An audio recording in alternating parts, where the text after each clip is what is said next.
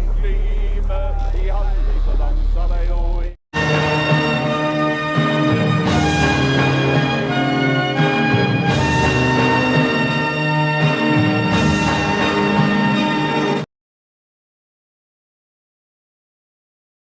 We are living way beyond our means. Welcome to Irish History. So, in today's video, I am talking about a few national anthems. A Nation Once Again by Thomas Davis, God Save Ireland by Tim D. Daniel Sullivan, A Run Naveen, Old Soldier Song by Peadar Kearney and Patrick Heaney, and the controversial Ireland's Call by Phil Coulter. So let's begin with Thomas Davis. Davis was from Cork and co-founder of the Young Irelanders, which was a Fenian movement. Now, he wrote A Nation Once Again because of his interest in Greek and Roman heroism, while he was studying classical education, but later attended Trinity College Dublin to study law. His Greek and Roman inspiration pretty much states with the mention of 303 men, since this was about the 300 Spartans at the Battle of Thermopylae against the Persian Empire. And because of it, he wrote the song in the 1840s. Now, even though it is a popular song, he didn't get to see how popular it would become, since he died when he was 30 of TB or yellow fever. But in 1972, the Wolfe Tones recorded their rendition of A Nation Once Again, and in 2002, A Nation Once Again was voted by the people in the BBC World's Most Famous Song. Now, the man who wrote God Save Ireland. Timothy Daniel Sullivan, another Cork man. But this Cork man is born in Bantry, 1827, and he was a journalist of the newspaper called The Nation, which was owned by his brother Alexander and then later himself. Now, why did he write God Save Ireland? Because of what happened in Manchester on the 18th of September 1867. 50 Irish Fenians, led by William Allen, were there to rescue their comrades, Timothy Dizzy and Thomas J. Kelly, but in the process an unarmed sergeant was shot. Now, later on, 26 Fenians were rounded up, but the three men, who are known as the Manchester Martyrs, William Allen, Michael O'Brien, and Michael Larkin, were hanged. And when Timothy Daniel Sullivan wrote the song, it became the Fenians' national anthem right up till 1916 of the Easter Rising. Also, a fun fact for fellow Celtic fans. When the new Celtic Park was opened in 1892 by the future co-founders, Timothy Daniel Sullivan was invited, and he was also requested to sing God Save Ireland. Now, A Run Naveen, or in English, The Soldier's Song, as it was originally written in 1907 by Peadar Kearney, but he stated later it was written in 1909 or 1910, and the melody was composed by Patrick Heaney. Both men were from Dublin and had been neighbours since childhood. In 1911, Patrick died in poverty aged 29, while Peadar in 1912 submitted the song to his friend Bulmer Hobson, who owned the magazine Irish Freedom. And there is a reason why it was published in the magazine, because it was rejected by the United Irishmen newspaper. I don't know why it was rejected, but it was rejected. And the song became popular among the Irish volunteers, using it as a marching song. But after the 1916 Rising and during the Anglo-Irish War 1919 to 1921, it became more as a national anthem within the IRA. After the Irish Civil War 1922-23, the anthem was adopted by the Irish Free State Army, but wasn't an official national anthem until 1926. So, let's go on the course of history how it actually became an official national anthem in 1926. So let's go to when it was translated into Irish in 1923, when Lee Mulveen was hired to translate the original version of the anthem to Irish. And because of this, the public started treating it as the national anthem when it was played in the Theatre Royal Dublin by the Irish Army School under a German-born Colonel Fitzbrasser, who was the school director. Now, there was an anthem for the 1924 Olympic Games in Paris called Let Erin Remember the Days of Old, written by Thomas Moore. But before it was chosen to be the anthem for the Olympic Games in Paris, the Department of External Affairs of the Executive Council asked the President of the Executive Council to establish an anthem for the upcoming Olympic Games. There were suggestions of public competition or having Irish poets and writers submit verses that might be used with Let Erin Remember melody, and it was assumed the text would be in Irish. But Let Erin Remember was used as the anthem for the Olympic Games because the Executive Council inactions. And because of it, Let Erin Remember was used for about 2 years. But during the Olympic Games, there was a competition by the Dublin Evening Mail on the 12th of June for a national hymn to the glory of Ireland, because of the lack of an official national anthem. The prize was £50, and the committee members to choose the winner was W.B. Yeats, Lennox Robinson, and James Stephens. But no announcement was reported until 22nd October of that year, when the Dublin Evening Mail was forced to publish the committee's conclusion. And their conclusion was, read the poems. We are all agreed that there is not one amongst them worth 50 guineas, or any portion of it. Most of the verses submitted to us were imitations of God Save the King. Well, even though this turned out to be a debacle, it didn't end there because the Dublin Evening Mail did it again. But this time, the editors would choose 6 anonymous entries and let the readers choose their favorite. And on the 10th of March 1925, the winner of £50 was Mrs. Mary Farron Thomas of Clontarf for her God of Our Ireland. But it was dropped soon after. But hey, she won £50. That's an upside. Now, the Irish Free States Army's own publication made a comment about the debacle of it. The soldier song is good enough for the present. The note of defeat or sorrow is absent from it. In the songs of the past, sadness, disappointment, and failure had too much prominence. The new spirit was caught by the writer of the soldier song.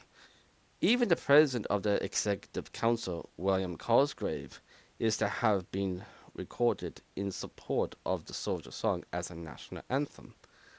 And it was adopted. Any publicity in 1926. So that's how it literally became the official national anthem. But in the same year at the Dublin Horse Show, invitations were sent out to foreign teams, even to Britain, and the once domestic horse show event became bigger and more festive than before.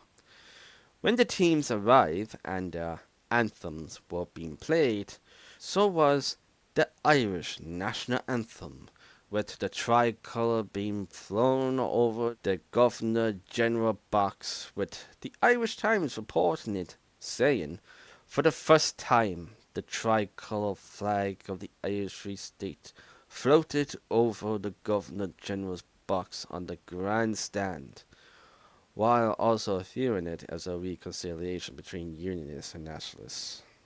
But there was controversies. Oh boy, there were a few controversies between the anthem and the office of the Governor General.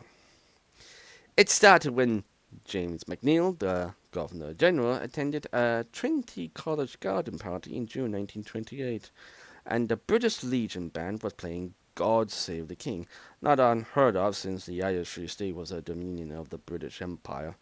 But McNeill asked the Executive Council on the matter of the anthem, and the government advised only the soldier song can be played to the Governor General.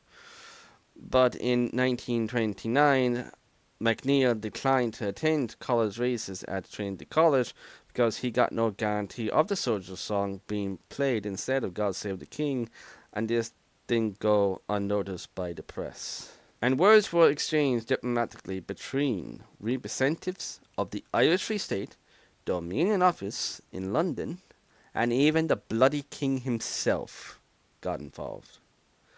But no one wanted a showdown about this, and the Irish Free State was left to do its practice unchanged. Another controversy was between Eamon de Valera and James McNeill, because both had a falling out. Why? After Fianna Fáil gained power in 1932, they wanted to abolish the Governor Generalship. It started by refusing the army bands playing the National Anthem in front of the Governor General. Eventually, James McNeill stood down as Governor General in October 1932, and the office was eliminated with the changing of the Constitution of Ireland in 1937.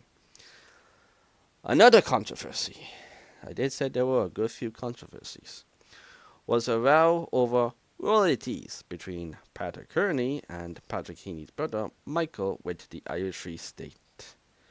Because the two men received no compensation from the Executive Council, Dublin Theatres, Colonel Brazza, and the Post Office. Now the Post Office administered the radio airing at the time. So, when did this all begin?